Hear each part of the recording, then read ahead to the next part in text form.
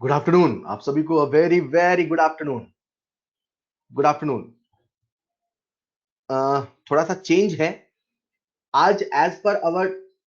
हाँ, मैं अब अल्टरनेट डे पर आऊंगा, राइट। तो आज एज पर आज शेड्यूल हमें आज डिस्कशन करना था, लेकिन डिस्कशन नहीं हो पाएगा क्योंकि मैं मॉड्यूल नहीं लाया हूं। तो मेरे पास मॉड्यूल नहीं है, इस वजह से अपन आज डिस्कशन नहीं कर पाएंगे। ठीक है। तो जिन बच्चों ने सॉल्व किया है, ऑब्वियसली आप में से बहुत सारे बच्चों ने कर लिया होगा।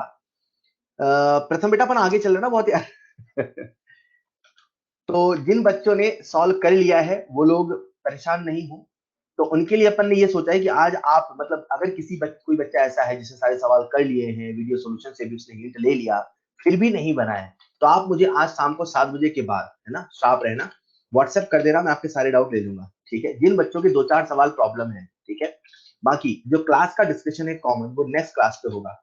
तो आज शेड्यूल चेंज होने की वजह से मैं मॉड्यूल लाना नहीं ला पाया, तो उस वजह से फिर अब डिस्कशन नहीं हो सकता है। ठीक है। यार श्रेया बेटा, मैंने कहा तो था सॉल्यूशन आएगा, पर मैंने जब कहा था बहुत पहले कहा था, बाद में आपके पास टेस्ट का एक नया नोटिस आया था जिसमें से सॉल्यूशन हटा दिया था। मतलब अभी क्या है कि अपन फिजिकल में थोड़ा आगे चल रहे हैं एज पर अवर टेस्ट प्लान, राइट। तो इस वजह से सॉल्यूशन नहीं आया था, बट कोई नहीं, पढ़ा है तो नुकसान थोड़ी करेगा। ठीक है। तो चलिए शुरू करते हैं अपनी आज की क्लास। तो नंबर 1, जिन बच्चों को डाउट है सॉल्यूशन का, ठीक है, वो आज मुझे व्हाट्सएप कर देना 7 बजे के बाद, जिनके 3-4-5 डाउट है और उन्होंने बहुत मेहनत की है, बहुत परेशान है, उनके लिए जो पेशेंस नहीं रखते, इस तरह में चाहिए, हमें तो आज ही सॉल्यूशन चाहिए। ठीक है। तो वो आज मुझे मैसेज कर देना। जो लोग पेशेंस रख सकते हैं, थोड़ा सब्र वेट कर सकते हैं, they can wait for the next class. बाकी आपकी इच्छा है, मुझे आज पूछना चाहो आज, नेक्स्ट क्लास में। ठीक है। First thing. सेकंड थिंग, आपको जो मैं होमवर्क दे रहा हूं उसमें थोड़ा सा बदलाव है। जब भी मैं आपको होमवर्क देता था, तो होमवर्क में सबसे पहले आपको मैं देता था रिवीजन करने का काम, राइट, कि आपने सबसे पहले रिवीजन करना है। अभी जो रिवीजन वाला काम है वो हमारा उस दिन करना है जिस दिन गैप है, राइट। जैसे आज क्लास है, कल क्लास नहीं है, तो आज आपको क्या करना है, मैंने जो होमवर्क लिखा है उसमें थोड़ा सा होमवर्क कम है। मतलब मैंने इसमें नस्ट इक्वेशन के क्वेश्चन इंक्लूड नहीं किए, क्योंकि मुझे लगा डिस्कशन होगा तो टाइम होगा नहीं, तो नस्ट में सवाल हो नहीं पाएंगे। बट अभी डिस्कशन नहीं हो पाएगा तो नस्ट इक्वेशन भी हो जाएगा।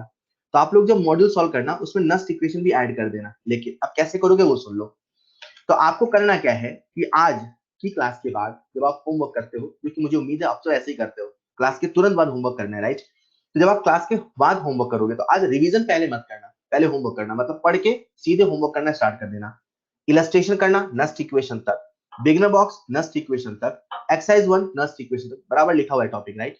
तो आपका ये जाएगा। फिर कल जब आपकी क्लास नहीं है, तो जो आपने जितना पढ़ा इलेक्ट्रोकेमिस्ट्री में, lecture 1, lecture 2, lecture 3, lecture 4, lecture 5, वो भी रिवीजन करना है। ठीक है। और फिजिकल केमिस्ट्री अभी जो अगला पेपर है उसमें आएगा, तो मैं आपको अगली बार से रिवीजन का भी दूंगा, पुराने चैप्टर से रिवीजन का चैप्टर। अभी फिलहाल आपको ऐसे होमवर्क करना है। सबसे पहले आज मॉड्यूल सॉल्व करना, और जो रिवीजन काम है वो कल करना। डन। अब आते हैं अपनी टॉपिक पर। तो हम लोग लास्ट क्लास में बात कर रहे थे इलेक्ट्रोकेमिस्ट्री पर। हाँ, अभी क्लास अल्टरनेट होगी, इस वीक तो है। ठीक है। तो इस वजह से अपन करेंगे, शुरू करें क्या? ओके। तो हम लोग बात कर रहे थे इलेक्ट्रोकेमिस्ट्री में, और लास्ट क्लास में अपन बात कर रहे थे सेल स्ट्रक्चर पर। ओके।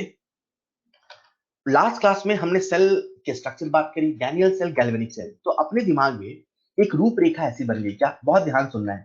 ठीक है। और जैसे मैं कहूँ वैसे आज बहुत सारे न्यूमेरिकल होने वाले हैं, पर न्यूमेरिकल के पहले बहुत सारा थ्योरी का टॉपिक आएगा। अगर आपको लगेगा यार थ्योरी है थ्योरी है, वो थ्योरी नहीं, न्यूमेरिकल होगा। बट आपको सुनना बहुत पेशेंस है, वही वाली बात है, सुनामी के पहले बिल्कुल समंदर शांत हो जाता है। तो आज बहुत सारा न्यूमेरिकल आने वाला है, तो उसके पहले आपको सब शांत शांत लगेगा। But keep patience and listen carefully, बहुत सारे कंसेप्ट है, सवाल कैसे करना है, वो सारी बातें। ठीक है। तो हम लोग जब गैल्वेनिक सेल पढ़ रहे थे, तो मैंने आपको सबसे पहले बताया स्ट्रक्चर, और स्ट्रक्चर से आप सबके दिमाग में एक इमेज ये बन जानी चाहिए कि अगर अपने को सेल बनाना है, तो सेल बनाने के लिए एक एनोड चाहिए, एक कैथोड चाहिए। और एनोड और कैथोड का सिलेक्शन हम ईसीएस इलेक्ट्रोकेमिकल सीरीज की बेसिस पे कर सकते हैं। अब हमने एनोड कैथोड का सिलेक्शन कर लिया, उन दोनों को उनके सॉल्यूशन में डिप कर दिया, बीच में एक वायर जोड़ दिया, और बीच में सॉल्ट बेस भी लगा दिया। सॉल्ट बेस क्या क्या काम करता है, उसका फंक्शन है, वो सारी बातें लास्ट क्लास में हो चुकी थी। इतना हमने सीख लिया। अब सवाल ये है, जब कभी हम सवाल करेंगे या जब कभी हम सेल की बातें करेंगे, जैसे मान लो आपने कहना है गैल्वेनिक सेल की कुछ बात करनी है, तो आप बोलो सर वो जिंक वाला है, कॉपर वाला है। हम किसी भी सेल का पेपर प्रेजेंटेशन कैसे करें ताकि सेल के बीच में कम्युनिकेशन इजी हो जाए, राइट? तो सेल को हम प्रेजेंट कैसे करें, तो मैं आपको सिखाने वाला हूं सेल रिप्रेजेंटेशन। इसे आप ऐसे भी सोचो कि हम सेल रिप्रेजेंटेशन करना सीख रहे हैं, या आप इसे ऐसे सोचो कि जब भी कोई न्यूमेरिकल आएगा उसमें सेल रिप्रेजेंटेशन कैसे किया जाएगा, या किसी भी सेल का जो रिप्रेजेंटेशन दिया होगा उसका हम क्या इंटरप्रिटेशन निकालेंगे, राइट? तो जो लोग इलेक्ट्रोकेमिस्ट्री को बना रहे थे उन्होंने कहा देखो बड़ी सिंपल सी बात है यार, जैसा दिखता है वैसा ही लिखो। मैंने कहा क्या मतलब? बोले सेल दिखता कैसा है? मैंने कहा ऐसा। बोले लेफ्ट हैंड साइड पे क्या है? मैंने कहा एनोड। राइट हैंड साइड पे क्या है? मैंने कहा कैथोड। बोले जैसा दिखता है वैसा लिख डालो। मतलब आप कहना चाहते हो हम ऐसा लिखें, left hand side right hand side? बोले हाँ। लेकिन लेफ्ट हैंड साइड और राइट हैंड साइड को जोड़ कौन रहा है? ऐसा कौन है जिसके बिना सेल काम नहीं करता? मैंने कहा सॉल्ट ब्रिज। तो सॉल्ट ब्रिज क्योंकि ब्रिज है उसे अपन ने ऐसे रिप्रेजेंट किया डबल वर्टिकल लाइन से। तो मैं इसे ऐसे कह सकता हूं कि जब कभी सेल को हम पेपर में रिप्रेजेंट करेंगे तो लेफ्ट हैंड साइड लिखना है, राइट हैंड साइड लिखना है। अब लेफ्ट हैंड साइड में कौन है? एनोड। तो अपन ने लेफ्ट हैंड साइड में लिखना है anodic half cell. Right hand side में कौन है? Cathodic half cell. बीच में कौन है? Salt bridge. सॉल्ट ब्रिज कहां है? सॉल्ट ब्रिज किसे कनेक्ट कर रहा? Salt bridge anodic half cell के इलेक्ट्रोलाइटिक सॉल्यूशन और कैथोडिक हाफ सेल के इलेक्ट्रोलाइटिक सॉल्यूशन को कनेक्ट कर रहा। मतलब सॉल्ट ब्रिज के लेफ्ट हैंड साइड पर यहां इलेक्ट्रोलाइटिक सॉल्यूशन होगा, सॉल्ट ब्रिज के यहां इलेक्ट्रोलाइटिक सॉल्यूशन होगा। तो जब हम इसे थोड़ा सा और इलेबोरेट करते हैं, थोड़ा सा और स्पेसिफाइड करते हैं, तो लेफ्ट हैंड साइड पर भी हम लिख देते हैं सॉल्यूशन, राइट हैंड साइड पर भी हम लिख देते हैं सॉल्यूशन।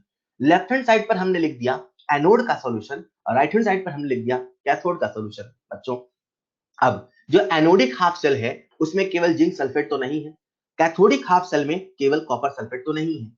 सॉल्ट ब्रिज के बगल में लिखा क्योंकि सॉल्ट ब्रिज दोनों को कनेक्ट कर रहा है, पर केवल जिंक सल्फेट और कॉपर सल्फेट तो नहीं है। तो और कौन है? एनोड में जिंक की रॉड है, कैथोड में कॉपर की रॉड है। जिंक की रॉड कहां है? जिंक सल्फेट में। तो अपन लिख देते हैं जिंक जिंक सल्फेट।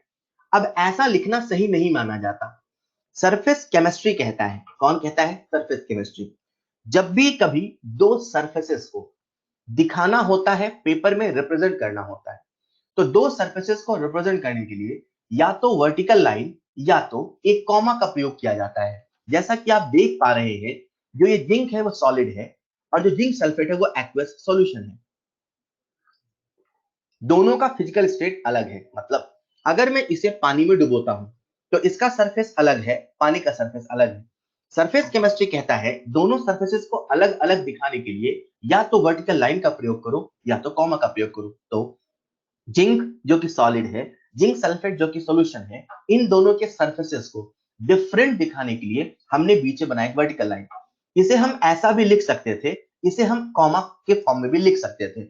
दो अलग अलग सरफेसेस को दिखाने के लिए हम बीच में लगा देते हैं कॉमा। तो डिपेंड करता है आप किस नोटेशन का प्रयोग कर रहे हैं। क्लियर? तो अपने सामने जो तस्वीर हो गई कुछ ऐसी हो गई, zinc vertical line zinc sulphate, double vertical line copper sulphate vertical line copper.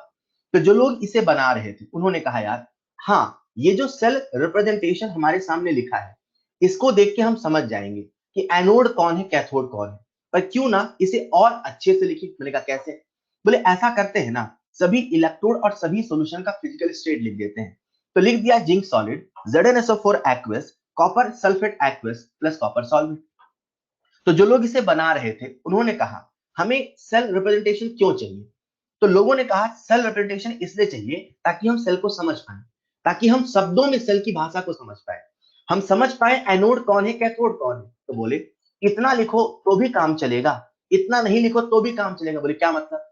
बोले एनोडिक सॉल्यूशन जो है उसमें हमें मतलब किससे है?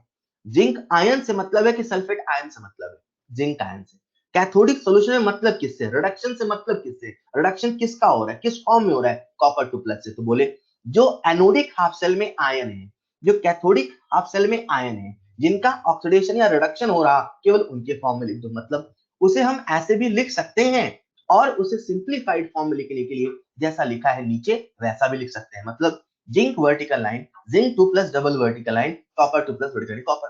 तो लोगों ने कहा मतलब अगर कभी हमें किसी भी तरीके से किसी सेल को पेपर में प्रेजेंट करना है, पेपर में लिखना है, तो लिखने का तरीका क्या होगा, लेफ्ट हैंड साइड पर हमेशा एनोडिक हाफ सेल होगा, कैथोडिक हाफ सेल हमेशा राइट हैंड साइड पर होगा।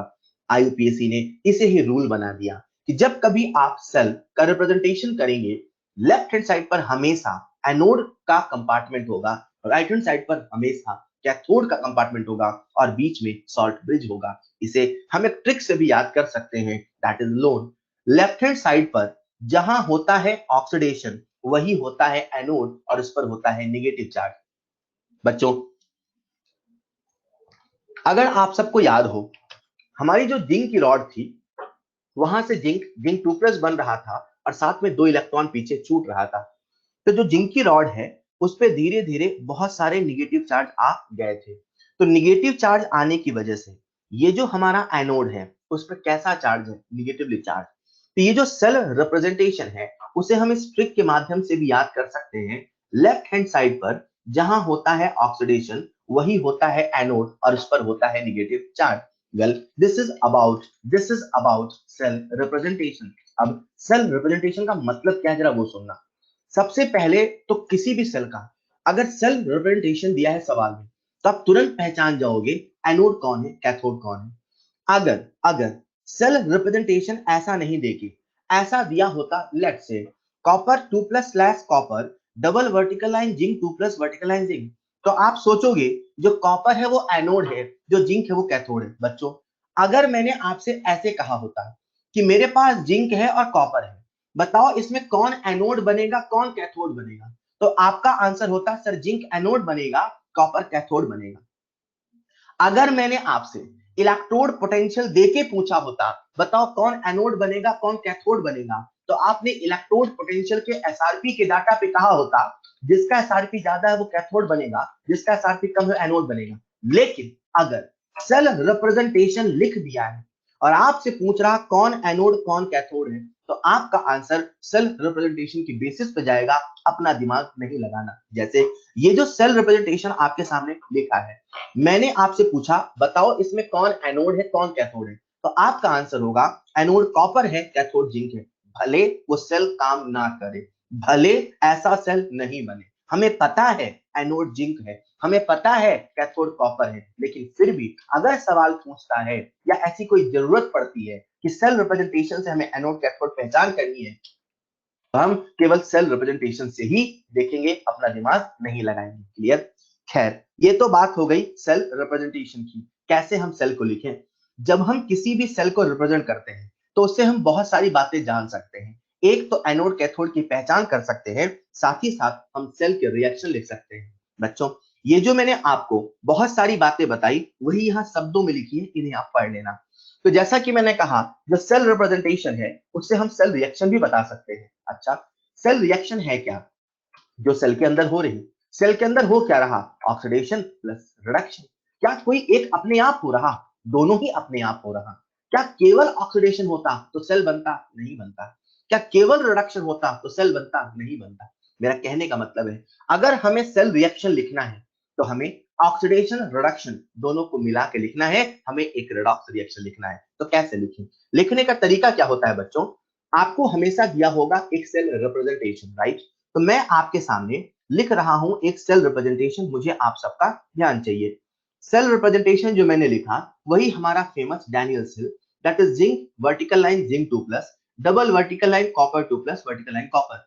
आज आप पहली बार सीख रहे हो तो यहाँ मैं बकायदे अच्छे से लिख देता हूँ सॉलिड एक्वस एक्वस सॉलिड।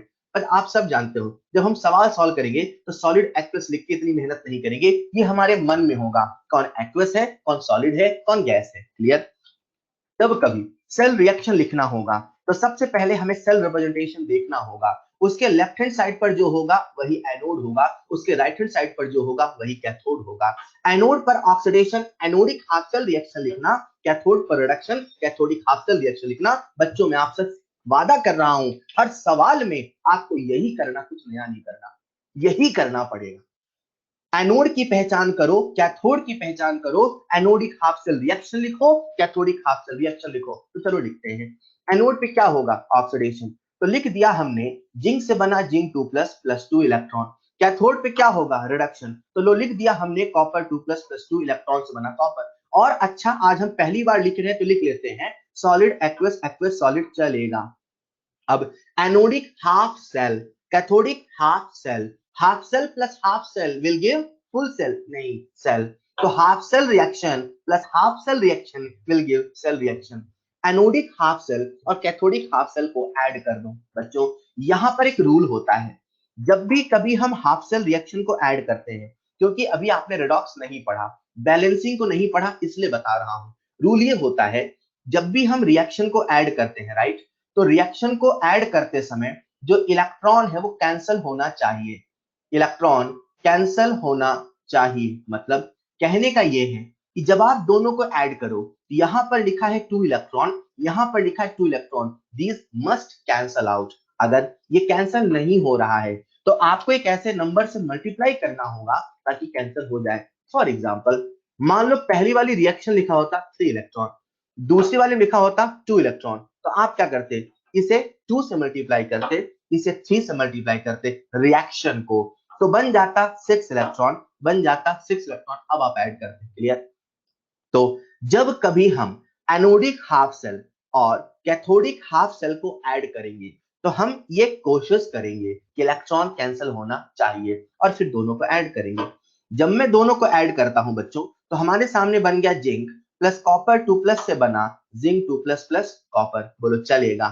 जैसे ही आपने इस रिएक्शन को ऐड किया, ठीक है, जैसे आपने रिएक्शन को ऐड किया तो जितने इलेक्ट्रॉन कैंसिल हुए, कितने इलेक्ट्रॉन कैंसिल हुए, 2, इसे हम लोग कहते हैं n। तो सवाल आपसे पूछ सकता है what is the cell reaction, this one. इस सेल रिएक्शन में कितने इलेक्ट्रॉन का एक्सचेंज हुआ, कितना n हुआ। n का मतलब है टोटल इलेक्ट्रॉन एक्सचेंज। तो अगर कहीं पर हमें टोटल इलेक्ट्रॉन एक्सचेंज की आवश्यकता पड़ेगी तो जितने इलेक्ट्रॉन कैंसल आउट हो रहे हैं, मतलब इतने ही इलेक्ट्रॉन का फ्लो एनोड से कैथोड में हुआ, इन्हें ही कहते हैं n, और यहां पर वो वैल्यू है 2। क्लियर बच्चों, सेल रिप्रेजेंटेशन से सेल रिएक्शन, सेल रिएक्शन से n, और यहीं पर हम लोग लिख सकते हैं अगर ये रिएक्शन है तो रिएक्शन का क्वोशेंट भी तो लिख सकते हैं ना यार।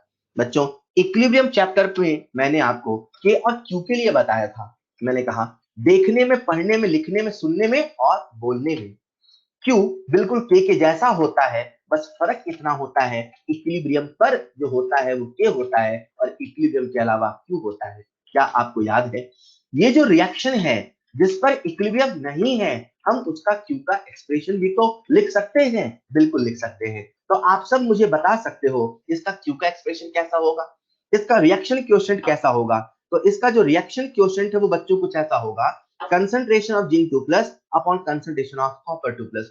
प्योर सॉलिड, प्योर लिक्विड का जो एक्टिव मास होता है वो होता है 1, और 1 को हम लिखते नहीं है, या लिखते हैं पर उसे हम लिखते नहीं है। मतलब समझ पाए आप, क्लियर। तो जब हम सवाल सॉल्व करेंगे तो सबसे पहले हम फोकस करेंगे सेल रिप्रेजेंटेशन पर। दिया होगा तो अच्छी बात है, नहीं होगा तो लिख लेंगे। उससे लिखेंगे anodic half cell reaction, cathodic half cell reaction, दोनों को जोड़ देंगे तो मिलेगा सेल रिएक्शन। सेल रिएक्शन लिखने के बाद कितने इलेक्ट्रॉन कैंसिल आउट हुए वो होगा n, और फिर हम सेल रिएक्शन से लिखेंगे q, that is reaction quotient. जब आप सवाल करना सॉल्व करोगे तो आपको लगेगा यार कितना आसान है, हम एक ट्रिक बताते हैं। आप रिएक्शन लिखने से बचना चाहोगे, आप बिना रिएक्शन लिखे क्यों लिखना चाहोगे, देखना ऐसा होगा। मैं आपको पहले ही सजेस्ट कर देता हूं, सलाह दे देता हूं, क्या बिना रिएक्शन लिखे क्यों मत लिखना, बाकी आपकी इच्छा है। जब आप सवाल सॉल्व करने लगोगे तो आपको लगेगा चीजें बार बार वही हो रही, चलो ट्रिक बना लेते हैं। ट्रिक बन भी जाती है लेकिन सवाल हमेशा आपको ट्रैप करता है, और यहाँ पे ऐसे सवाल आए हैं इसलिए मैं आपको सजेस्ट कर रहा हूं बिना रिएक्शन लिखे क्यों लिखने की जल्दबाजी मत करना। हाँ, कोई रिएक्शन जिसे आप जानते हो, जिसे आपने प्रैक्टिस किया है, जिसे आपने कई बार लिखा है, उसे लिख लेना, ठीक है। पर अगर कोई नए तरह का सवाल है, बिना रिएक्शन लिखे क्यों मत लिखना, बिना रिएक्शन लिखे क्यों का एक्सप्रेशन मत लिखना, क्लियर, ठीक है। तो अब बात हो गई हमारी सेल रिप्रेजेंटेशन की, सेल रिएक्शन की एंड सो ऑन। इसे ऐसे समझते हैं, हमने डैनियल सेल का स्ट्रक्चर देखा, उसे कैसे लिखे पढ़े हमने ये भी सीखा। सर ये तो बता दो वो जो हमने सेल बनाया उस सेल से टोटल कितना ईएमएफ आया, राइट। मैं मान के चल रहा हूँ फिजिक्स में आप लोगों का करंट इलेक्ट्रिसिटी वगैरह हो चुका है ना, मतलब थोड़ा बहुत आपको ये वोल्टेज वगैरह समझ में आता है। ठीक है, इलेक्ट्रोस्टैट्स वगैरह, हाँ ठीक है। तो ऑलराइट, तो अब सवाल ये है कि जो हमने सेल बनाया इससे कितना ईएमएफ आया। बच्चों एक सवाल मैं आपसे कॉमन सेंस का पूछ रहा हूं, आप सबको जवाब देना है। मान लो ये पॉइंट ए है, इसका पोटेंशियल है V1। मान लो ये पॉइंट बी है, इसका पोटेंशियल है V2। आप सब मुझे बताओ पोटेंशियल डिफरेंस डेल्टा V कितना होगा। आप सब मुझे बताओ पोटेंशियल डिफरेंस डेल्टा V कितना होगा, V2 माइनस V1 कि V1 माइनस V2। आप सब मुझे बताओ पोटेंशियल डिफरेंस कितना होगा, V2 माइनस V1 कि V1 माइनस V2। जब मैं बच्चों से पूछता हूं तो बच्चे अक्सर मुझे कहते हैं V2 माइनस V1, जाने अनजाने में उनके जहन में बैठा है कि V2 V1 से बड़ा है। बच्चों ऐसा तभी होगा जब V2 V1 से बड़ा है। इमेजिन करो V2 V1 से बड़ा नहीं है, तो अभी आपका जो पोटेंशियल डिफरेंस होगा वो कैसा होगा, कुछ ऐसा। पोटेंशियल डिफरेंस निकालना है तो अपने को रूल लगाना है। बहुत अच्छे ऋषिका बेटा, एक बच्चे ने मुझसे पूछा सर हाई पोटेंशियल कौन है ये बता दो। एग्जैक्टली यही मैं जानना चाहता था। जब मैंने आपसे ए और बी का पोटेंशियल डिफरेंस पूछा तो आपको मुझसे पूछना चाहिए sir which is higher potential, और फिर हायर माइनस लोअर करते। The same logic applies over here. बच्चों इमेजिन करो हमारा वही सेल है जिसकी तस्वीर आपने लास्ट क्लास में देखी थी। जिंक है डूबा जिंक सल्फेट में, कॉपर है डूबा कॉपर सल्फेट में। दोनों को हमने एक वायर से जोड़ दिया है, बीच में एक वोल्ट मीटर लगा दिया है, और हमारा बल्ब जलता रहे के लिए हमने शॉर्ट ब्रिज भी लगा दिया है। ये जो आपके सामने सेल नजर आया है, ध्यान से सुनिएगा, सवाल आपसे पूछ रहा हूं मैं। इसको मैंने बोला लेफ्ट हैंड साइड, इसको मैंने बोला राइट हैंड साइड। ये बताओ एनोड कौन है, लेफ्ट हैंड साइड वाला कि राइट हैंड साइड वाला। एनोड कौन है, लेफ्ट हैंड साइड वाला कि राइट हैंड साइड वाला। बहुत टैलेंटेड है आप। लेफ्ट हैंड साइड वाला हो गया एनोड, राइट हैंड साइड वाला हो गया कैथोड। ये बताओ जो एनोड है उस पर चार्ज कैसा है, निगेटिव है कि पॉजिटिव। एनोड पर चार्ज कैसा है, निगेटिव है कि पॉजिटिव। Very very talented. तो कैथोड पे कैसा चार्ज है, पॉजिटिव। ये बताओ हायर पोटेंशियल पे कौन है, कैथोड। लो पोटेंशियल पे कौन है, एनोड। इलेक्ट्रॉन कहां से कहां जाएगा, कैथोड से एनोड। Very very talented. मेरा सवाल क्या है जरा सुनिएगा।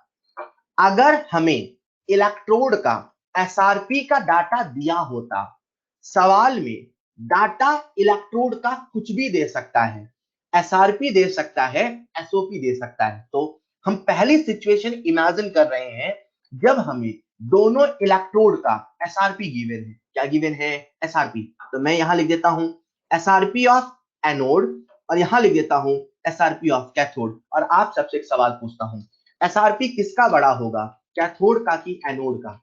एसआरपी किसका बड़ा होगा, कैथोड का कि एनोड का। क्या बात है sir, SRP reduction potential, cathode की तो पहचान है जहां पर या जिसका होता हो रिडक्शन। मतलब आप सब ने एक्सेप्ट किया कि कैथोड का एसआरपी एनोड के एसआरपी से बड़ा है। पल भर के लिए मानो हमने एसआरपी को V2 बोला होता, इसे V1 बोला होता, तो बताओ कौन बड़ा, V2 बड़ा कि V1 बड़ा। बताओ कौन बड़ा, V2 बड़ा कि V1 बड़ा। बताओ कौन बड़ा, V2 बड़ा कि V1 बड़ा। क्या बात है। तो अगर मैंने पोटेंशियल डिफरेंस यानी कि ई नॉट सेल निकाला होता तो क्या मैंने V2 माइनस V1 ही कराया होता। अगर मैंने पोटेंशियल डिफरेंस मैक्सिमम यानी कि ई नॉट सेल निकाला होता तो क्या मैंने V2 माइनस V1 ही कराया होता। बच्चों चलो V2 को थोड़ा और अच्छे से लिख देते हैं। मैंने SRP of cathode minus SRP of anode ही तो कराया होता। कैथोड का एसआरपी बड़ा है, मतलब E naught cathode minus E naught anode. अरे ऐसे ही तो कराया होता ना भैया। आज से हमारे सामने ई नॉट सेल निकालने का एक फॉर्मूला आ गया, E naught cathode minus E naught anode. Sir E naught लिखा है, यहाँ तो एसआरपी एसओपी नहीं लिखा है। आईयूपीएसी कहता है कुछ न लिखा होगा, नथिंग स्पेसिफाइड होगा, वो केवल एसआरपी ही माना जाएगा। आईयूपीएसी कहता है अगर कुछ नहीं लिखा होगा, अगर कुछ नहीं लिखा होगा तो एसआरपी ही माना जाएगा। तो उसे आप शब्दों में कैसे पढ़ेंगे, SRP of cathode minus SRP of anode, यही इनॉर्सल का फॉर्मूला होगा। बच्चों मैं आपसे एक सवाल फिर से पूछता हूं। इमेजिन करो सवाल में हमें जो इलेक्ट्रोड पोटेंशियल दिया होता वो एसआरपी नहीं एसओपी दिया होता, तो एसओपी ऑफ एनोड और एसओपी ऑफ कैथोड में कौन बड़ा होता। सवाल में अगर हमें एसआरपी नहीं एसओपी का डाटा दिया होता, देने को तो कुछ भी दे सकता है ना यार, वो तो हमें समझना पड़ेगा कि कौन एनोड है कौन कैथोड है। अगर एनोड का एसओपी दिया होता तो कौन बड़ा होता। क्या बात है सर, तब एनोड का एसओपी कैथोड के एसओपी से बड़ा होता। बच्चों अब मुझे बताओ, अब हमारा फॉर्मूला ई नॉट सेल का कौन होता सर, बड़ा माइनस छोटा, यानी कि SOP of anode minus SOP of cathode. अरे यही तो होता। बोलो बच्चों, क्या आपको समझ में आता?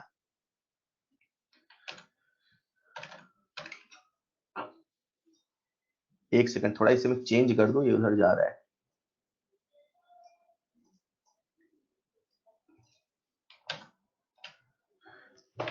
हाँ अभी ठीक है। बोलो बच्चों, क्या आपको ये समझ में आता? तो हमने इस प्रकार से इलेक्ट्रोड पोटेंशियल की मदद से ई नॉट सेल, ई सेल लिख लिया।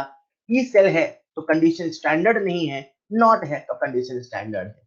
ठीक है, तो रूल ये है, अगर एसआरपी है तो SRP of cathode minus SRP of anode, अगर एसओपी है तो SOP of anode minus SOP of cathode. अब सवाल में डाटा क्या गिवन है, बस खेल इसी का है। Is this clear? ऑलराइट, तो cell representation, cell reaction, N Q and E not cell. हमारे सामने ई नॉट सेल का फॉर्मूला आ चुका है, E naught cathode minus E naught anode. आओ कुछ एक एग्जांपल से इसे और पक्का करते हैं। आप सबके सामने एक सेल रिप्रेजेंटेशन गिवन है, हमें सेल रिएक्शन लिखना है। हालांकि मैंने पहले बता दिया, एक बार फिर से बता देता हूं, ऐसा कोई भी सवाल आए घबराना नहीं। सबसे पहले एनोड और कैथोड पहचानना, एनोड का एनोडिक हाफ सेल, कैथोड का कैथोडिक हाफ सेल, एनोड का ऑक्सीडेशन, कैथोड का रिडक्शन लिखना। चलो लिख लेते हैं। तो एनोड का लिख लिया ऑक्सीडेशन, कैथोड का लिख लिया रिडक्शन, दोनों को जोड़ देते हैं। 2 इलेक्ट्रॉन कैंसिल हो रहा है, घबराने की आवश्यकता नहीं, जोड़ दिया। लो आपके सामने आ गया cell reaction, which is nothing but a redox reaction. बोलो है क्या? Redox reaction. रेडॉक्स रिएक्शन एक ऐसी रिएक्शन होती है जिस पर हो रहा हो ऑक्सीडेशन, जिस पर हो रहा हो रिडक्शन साथ साथ। और यही है फलाने बैटरी वाला दुकान खोलने का प्रिंसिपल। हमें तो ऐसी रिएक्शन ढूंढनी है जिनमें ऑक्सीडेशन और रिडक्शन हो रहा हो, हमें तो रेडॉक्स ढूंढना है। और रेडॉक्स में एक तरफ कर दो ऑक्सीडेशन, एक तरफ कर दो रिडक्शन, और बीच में वायर से जोड़ दो, बल्ब जलता रहेगा। इन द सेम वे हमारे सामने अगला सेल रिप्रेजेंटेशन दे रखा है, हमें लिखना है सेल रिएक्शन। क्या करें? वही जो करते आए। बोले तो सबसे पहले पहचान कौन एनोड, पहचान कौन कैथोड, फिर लिखो एनोडिक हाफ सेल, फिर लिखो कैथोडिक हाफ सेल। एनोड पे क्या होगा? ऑक्सीडेशन। क्रोमियम से क्या बना? क्रोमियम 3+ लिख लेते हैं, साथ में आया 3 इलेक्ट्रॉन। Fe2+ से क्या बना? Fe reduction. तो Fe2+ + 2 इलेक्ट्रॉन बना Fe। दोनों को ऐड कर दे, हाँ ऐड करना, लेकिन ऐड करते समय ये याद रखना इलेक्ट्रॉन कैंसिल होना चाहिए। क्या इलेक्ट्रॉन अभी कैंसिल हो रहा? नहीं, इसे हम मल्टीप्लाई करते हैं, पहली रिएक्शन को 2 से, दूसरी को 3 से, अभी कैंसिल होगा। तो जब कैंसिल होगा तो कितने इलेक्ट्रॉन कैंसिल हो रहे हैं? 6। इसका मतलब इस रिएक्शन का एन कितना होगा? 6। आसान है क्या?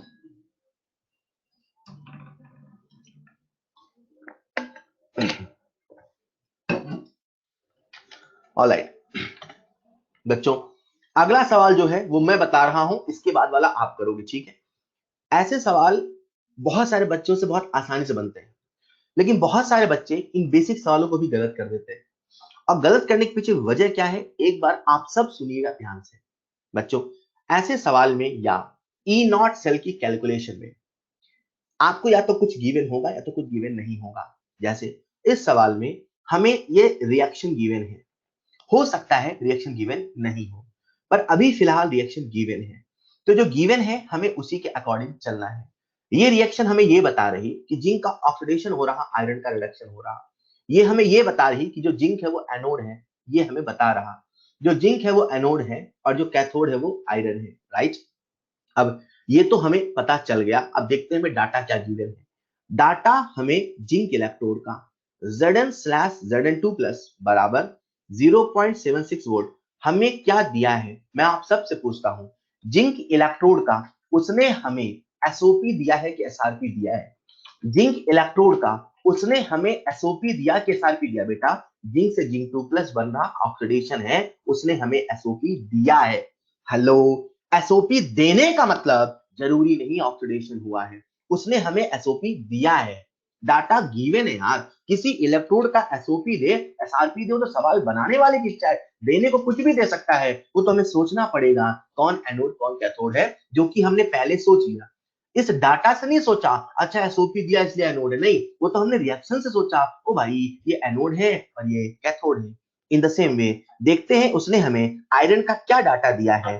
तो E naught of F E slash F E two plus. बताओ बच्चों, ये जो आपके सामने डाटा लिखा है, बताओ बताओ ये एसओपी है कि एसआरपी है? अगेन एसओपी है। क्या बात है, उसने हमें दोनों ही इलेक्ट्रोड का एसओपी दे रखा है। अब या तो रिएक्शन नहीं गिवन होती तो हमें अपने लॉजिक सोचना पड़ता, कौन एनोड है कौन कैथोड है, तो जिसकी जो ताकत ज्यादा वही होना चाहेगा ज्यादा। एसओपी है ऑक्सीडेशन पोटेंशियल, तो जिसका एसओपी ज्यादा वो एनोड होगा, जिसका एसओपी कम वो कैथोड होगा। तो आप समझ जाते जिंक एनोड होगा और ये कैथोड होगा। मैंने कहा एसओपी डाटा देख के नहीं जाने, डाटा बड़ा छोटा देख के कंपेयर किया है। क्लियर? तो पहला तरीका सवाल करने का, हमें दिया है एसओपी का डाटा, तो अभी मैंने आपको फॉर्मूला सिखाया था, ई नॉट सेल बराबर SOP of anode minus SOP of cathode. याद आया बच्चों?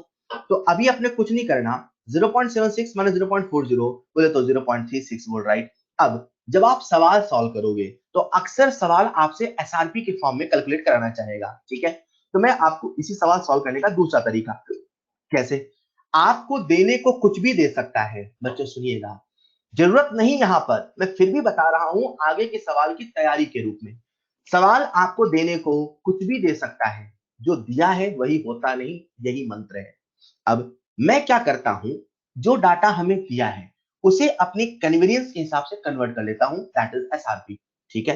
तो मैं दूसरा तरीका बता रहा हूं कन्वर्ट करने वाला, एसआरपी के फॉर्म में सोचने वाला। आपने क्या किया, इन दोनों को कन्वर्ट कर लिया एसआरपी के फॉर्म में। अब आप सबको पता है कि एसओपी बराबर होता है माइनस एसआरपी। क्लियर? तो ये कितना हो जाएगा बच्चों, माइनस 0.76 वोल्ट। अब मान लो इसका एसआरपी दिया होता तो कन्वर्ट नहीं करते, अभी नहीं दिया तो कन्वर्ट करेंगे, तो इसका एसआरपी होगा माइनस 0.40 वोल्ट। क्लियर? अब हम जो फॉर्मूला लगा रहे हैं वो एसआरपी वाला है। अक्सर बच्चों को मैं सलाह देता हूं कि आप केवल एक ही फॉर्मूला याद रखो ताकि कंफ्यूजन ना हो, और वो ये E naught cathode minus E naught anode.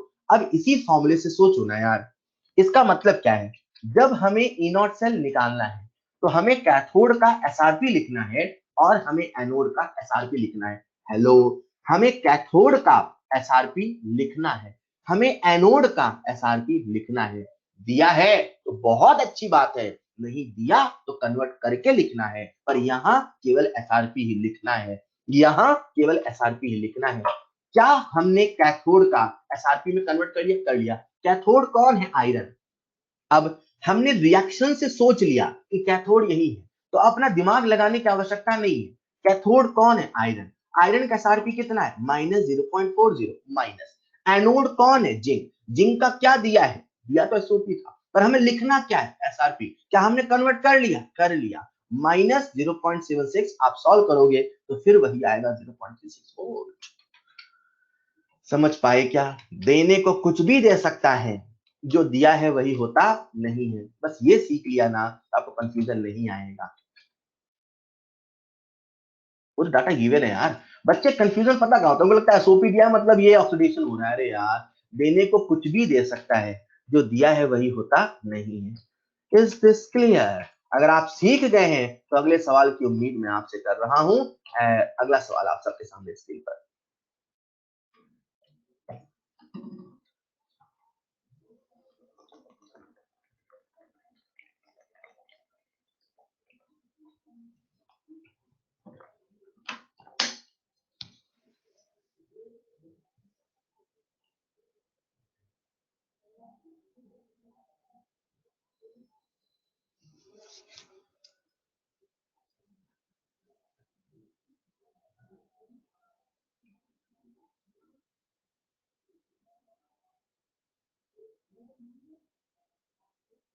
Thank you प्रीतम बेटा।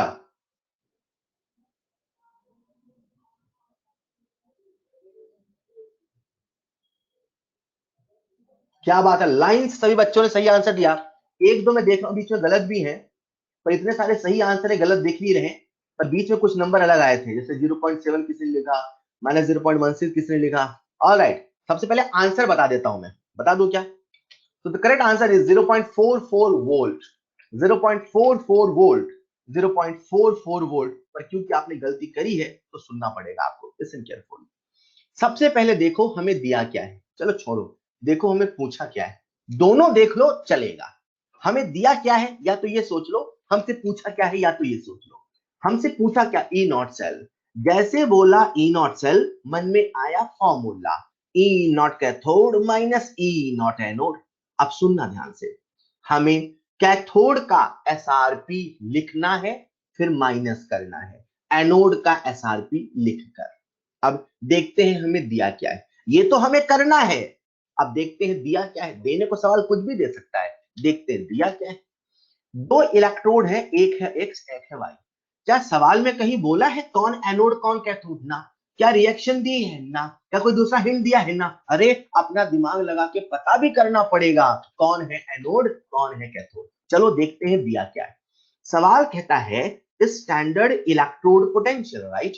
स्टैंडर्ड इलेक्ट्रोड पोटेंशियल, यार इलेक्ट्रोड पोटेंशियल है, और सर ने कहा था इलेक्ट्रोड होता है कभी एनोड तो कभी कैथोड होता है, कभी ओपी तो कभी आरपी होता है। ये भाई ने क्या बोला है? कुछ नहीं बोला। आईयूपीएसी कहता है जब कोई कुछ ना बोले तो वही आरपी होगा, कंडीशनल स्टैंडर्ड होने पे वही एसआरपी होगा। जब कभी कोई सवाल कुछ ना बोले, कुछ नहीं लिखा है, कोई हिंट नहीं है, तो जो डाटा है वही रिडक्शन पोटेंशियल, अगर कंडीशन स्टैंडर्ड है तो वही स्टैंडर्ड रिडक्शन पोटेंशियल है।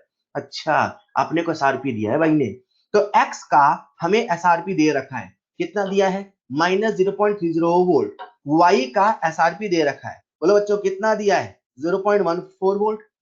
हेलो, ये एसआरपी दिया है, हमें लिखना है एसआरपी। अरे वाह यार, आसान हो गया काम। लेकिन अब पहचानो भी तो सही कौन एनोड है कौन कैथोड है। सवाल में कोई हिंट नहीं है तो पहचानना पड़ेगा। तो जिसकी जो ताकत ज्यादा वो होना चाहेगा ज्यादा, तो जिसका रिडक्शन पोटेंशियल ज्यादा वो रिड्यूस होना चाहेगा, वही कैथोड बनना चाहेगा। बताओ कौन कैथोड है? वाई। पहचान लिया। अरे वो माइनस से प्लस में ना यार, तो कैथोड कौन है? वाई। अब हमें लिखना क्या है? कैथोड जो कि है वाई, उसका हमें क्या लिखना? एसआरपी। और हमें दिया भी है एसआरपी, वल्ले वल्ले 0.14 माइनस, फिर आते हैं एनोड पे। एनोड कौन है? एक्स, उसका हमें क्या लिखना है? एसआरपी। हमें दिया क्या है? एसआरपी। अरे बल्ले बल्ले, -0.30 वोल्ट, दोनों को ऐड करेंगे तो आएगा 0.44 वोल्ट। क्लियर? हमें क्या दिया है, हमें चलेगा चलेगा। ओके बच्चों सुनना यार, ये जो 0.44 वोल्ट है, ये जो 0.44 वोल्ट है, ये छोटी वैल्यू है कि बड़ी वैल्यू है? ये जो 0.44 वोल्ट है, ये छोटी वैल्यू है कि बड़ी वैल्यू है? बड़ी वैल्यू है, ठीक है बड़ी वैल्यू है। कुछ बच्चे कह रहे बड़ी है, कुछ कह रहे छोटी है। अब जो कह रहे हैं बड़ी है छोटी, वैसे बस वो 44 नंबर देख के बोल दिया है ना।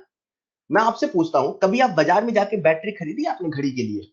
आपके घर में जो घड़ी है उसके लिए कभी आप सेल खरीद के लाए हो? लाए हो।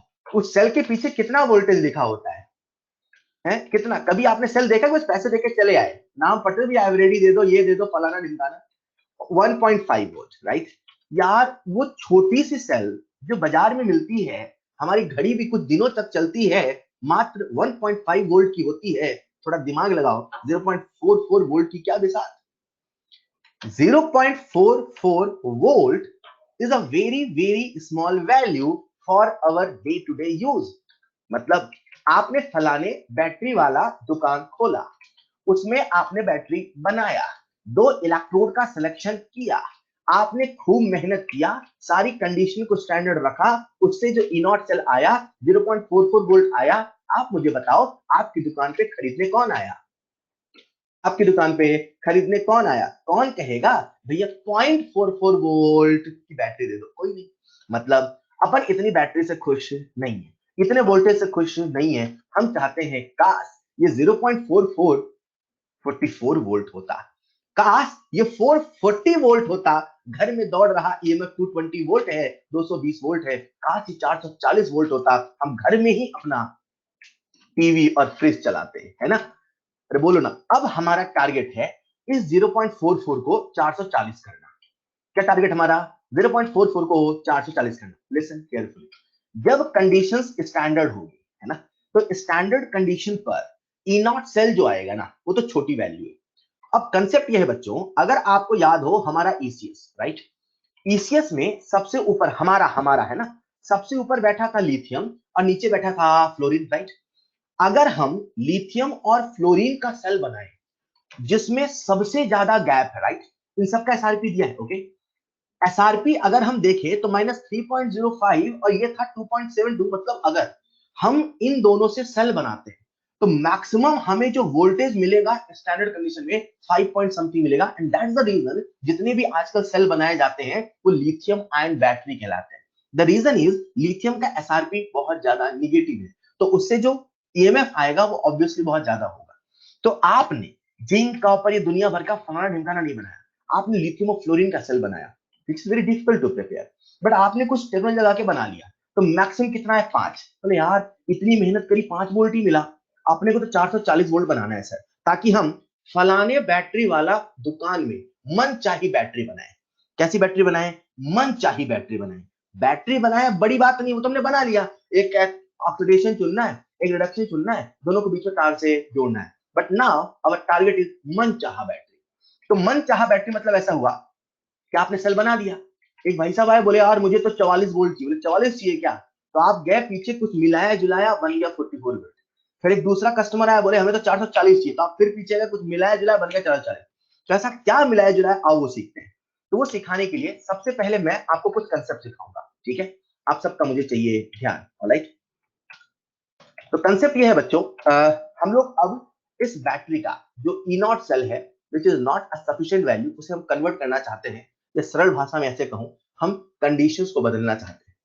ये जो स्टैंडर्ड कंडीशन था ना, हम इसे बदलना चाहते हैं। तो उसके पहले आओ देखते हैं कुछ कंसेप्ट, समझते हैं सेल काम कैसे करता है, उसको समझेंगे तो कुछ नया बनाएंगे। तो समझने के लिए सबसे पहले आपको ले चलता हूं मैं कुछ भूली बिसरी यादों में, थर्मोडायनेमिक्स, ठीक है? मुझे उम्मीद है आपको याद होगा, भूले नहीं होंगे। उसमें सबसे पहला सवाल आपसे, अगर कोई रिएक्शन स्पॉन्टेनियस है तो बताओ डेल्टा जी निगेटिव होना चाहिए कि पॉजिटिव होना चाहिए? जल्दी से फटाफट बोलेंगे। डेल्टा जी निगेटिव होना चाहिए, राइट। दूसरा कंसेप्ट, मैंने आपको जब डेल्टा जी समझाया था तो आपको मैंने डेल्टा जी का फील भी बताया था, है ना, कि डेल्टा जी कैसा है और वो निगेटिव ही क्यों होना चाहिए। तो मैंने कहा था वो इलेक्ट्रोलाइसिस वाला एग्जांपल लिया था, उसमें है ना, अगर 10 जूल बैटरी वर्क करता है तो कितना एक्सपांशन होता है, एग्जांपल लिया था, याद है कि भूल गए सब? सर हम पीछे मुड़ के नहीं देखते, ऐसा तो नहीं है ना? हाँ, रिवाइज करते रहे, ठीक है? तो उसमें से 1 जूल का लॉस हुआ, ठीक? तो वही मैंने आपको बताया था कि डेल्टा जी होता है, वो होता है माइनस डब्ल्यू इलेक्ट्रिकल। बोलो ये आपको याद आया क्या? Delta G equal to minus W, exactly, useful work, हाँ, यूजफुल वर्क और minus W electrical, fine. Minus का लॉजिक मैंने आपको बता दिया, डब्ल्यू इलेक्ट्रिकल लॉजिक मैंने आपको बता दिया। अगर आपको याद है, समझना आसान है।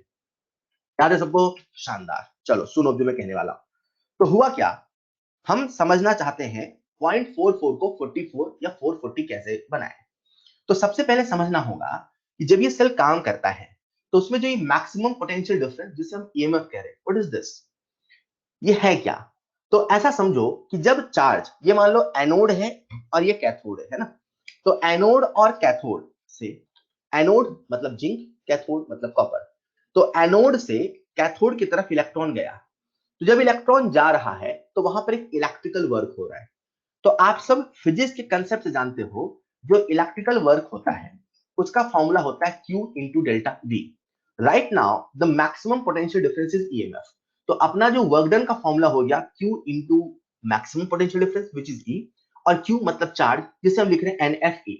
तो the first concept, work done by cell, W is equal to NFE, right? Q into V जिसे आप फिजिक्स से जानते हो, V को हमने कहा यहां पर E, और चार्ज को हमने कहा NFE। F जिसे अपन कहते हैं फैराडे, फैराडे पे बात पहले भी हो चुकी है, फिर भी एक बार आपको मैं याद दिला दूं। जो फैराडे होता है वो 1 मोल इलेक्ट्रॉन का चार्ज होता है। किसका चार्ज होता है? 1 मोल इलेक्ट्रॉन का चार्ज होता है, which is nothing but 96500 Coulomb, ठीक है? यहाँ पे 1 मोल इलेक्ट्रॉन के फॉर्म में सोचने की आवश्यकता क्यों पड़ी वो भी समझ लो। जैसे अपन लिख रहे हैं जिंक से बना जिंक 2 प्लस प्लस 2 इलेक्ट्रॉन, तो जब भी कोई रिएक्शन होती है ना तो उससे इलेक्ट्रॉन फ्लो हो रहा है, तो इस इलेक्ट्रॉन के फ्लो को हम लोग मोल में मेजर कर रहे हैं। 1 मोल है, 2 है तो 2 मोल है, एंड सो ऑन। आपने 1 मोल जिंक ऑक्सीडाइज हुआ तो उससे 2 मोल इलेक्ट्रॉन निकला, तो उससे 2 फैराडे चार्ज निकला, एंड सो ऑन, ठीक है? तो इसे हम लोग कह रहे हैं F, दैट इज फैराडे, जो कुछ नहीं 1 मोल इलेक्ट्रॉन का चार्ज होता है, which is nothing but 96500 coulomb होता है। Concept number 1, work done by cell that is charge into potential, कुछ नहीं NFE होता है। सेकंड कंसेप्ट, जब चार्ज एनोड से कैथोड की तरफ फ्लो होगा तो हम चाहते हैं maximum potential difference. Maximum potential difference कहने का मतलब है कि वहां पर किसी प्रकार का लॉस नहीं हो। लॉस नहीं हो के लिए जरूरी है कि जो ये वर्क हो रहा है वो रिवर्सिबल तरीके से हो। क्योंकि अगर कोई प्रोसेस इरिवर्सिबल तरीके से होगा, अगेन थर्मोडायनेमिक्स, तो वहां लॉस होगा। अगर किसी प्रोसेस को हमने बहुत इन्फिनिट स्मॉल स्टेप में कराया, याद आया, तो वहां पे जो वर्क होगा वो रिवर्सिबल होगा, और रिवर्सिबल में लॉस ना के बराबर होगा। हम सेल के द्वारा वर्क डन मैक्सिमम चाहते हैं ताकि ईएमएफ मैक्सिमम मिले। वर्क डन मैक्सिमम जो कि रिवर्सिबल होगा, और जो work done by the cell होगा वही डेल्टा जी के बराबर होगा, जिसे हमने थर्मो के कंसेप्ट से रिलेट किया। तो delta G is equal to minus W electrical minus W electrical मतलब माइनस एन एफ ई, जिसे अपन कह सकते हैं delta G is equal to minus N F E cell. 0.44 volt को 44 वोल्ट या 440 वोल्ट बनाने के लिए आपने को सबसे पहले इस रिलेशन को समझना होगा, या इस फॉर्मूले को याद करना होगा, डेल्टा जी बराबर minus N F E cell. इसे ऐसे भी सोच सकते हो, कल को अगर हमें ई सेल को डेल्टा जी से रिलेट करना है, ऐसी कोई आवश्यकता पड़ी, जो कि पड़ेगी, तो अपने सामने फॉर्मूला होगा delta G equal to minus N F E cell. Clear? Second concept ये है बच्चों कि जब हम कंडीशंस को स्टैंडर्ड रखेंगे तो जो डेल्टा जी है वही डेल्टा जी नॉट होगा और minus N F E not होगा। इमेजिन करते हैं हमारे सामने एक सेल रिएक्शन है। कैसी रिएक्शन है? Cell reaction. A plus B gives C plus D. ये जो आपके सामने लिखी है ये देखने में मामूली है, पर ये कोई मामूली रिएक्शन नहीं, ये एक सेल रिएक्शन है। थर्मोडायनेमिक्स कहता है किसी भी रिएक्शन के लिए डेल्टा जी बराबर delta G not plus R T L N Q हमेशा ट्रू है। तो अगर ये सेल रिएक्शन है तो इसके लिए भी डेल्टा जी बराबर delta G not plus R T L N Q true है। अब जहां डेल्टा जी था वहां हमने माइनस एन एफ ई, और जहां डेल्टा जी नॉट था वहां हमने minus N F E not रखा। जैसे ही हमने उन दोनों वैल्यूज को पुट किया और इस इक्वेशन को थोड़ा सा मॉडिफाई किया, डेल्टा जी की जगह minus N F, delta G not की जगह minus N F E not रखा, एन एफ कॉमन लेके नीचे भेज दिया, माइनस साइन को इधर मल्टीप्लाई कर दिया, राइट? तो ये जो इक्वेशन है थोड़ा सा तब्दील हो गया। This one is E cell, this one is E not cell minus R T upon N F L N Q. Obviously L N को हम कन्वर्ट करते हैं लॉग में, तो वो बन गया 2.303। बच्चों आपके सामने ये जो रेड कलर से लिखा है जिसे मैं पढ़ के बता रहा हूं, E cell is equal to E not cell minus 2.303 RT upon NF log Q। ये जो मोस्ट फेमस इक्वेशन आपके सामने लिखी है इसे ही हमने कहा है नर्स्ट इक्वेशन, इसे ही हमने कहा है नर्स्ट इक्वेशन। इसका जादू ये है बच्चों, now you are able to calculate E cell under any condition. E not cell जो कि स्टैंडर्ड कंडीशन पे है उससे आप खुश नहीं थे, 0.44 वोल्ट से आप खुश नहीं थे, आप 0.44 को 44 या 440 बनाना चाहते हैं, तो आपको जो चेंज करना है वो इसमें करना है।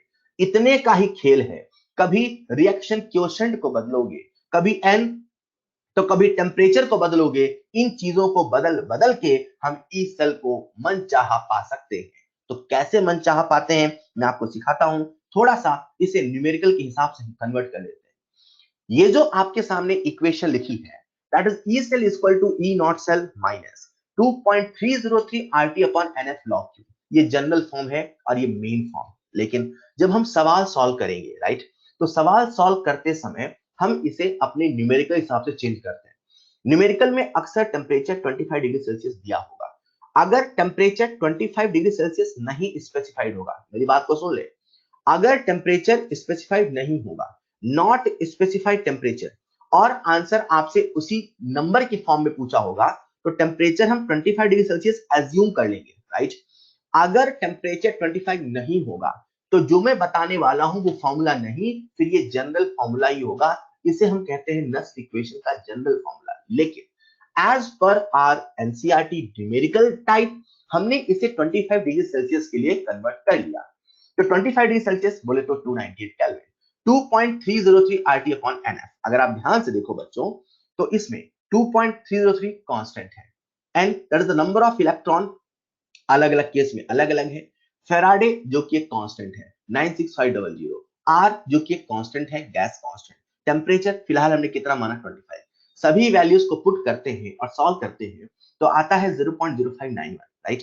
फिर यहां से हम सिंप्लीफाई करते हैं तो अपने सामने फॉर्मूला बन गया E cell is equal to E not cell minus 0.0591 upon N log q। ये जो इक्वेशन आपके सामने लिखी है, this most famous equation is known as Nernst equation. आपको याद होनी चाहिए, आपके टिप्स पर होनी चाहिए। जब हम न्यूमेरिकल प्रॉब्लम सॉल्व करेंगे, क्या सॉल्व करेंगे? Numerical problem.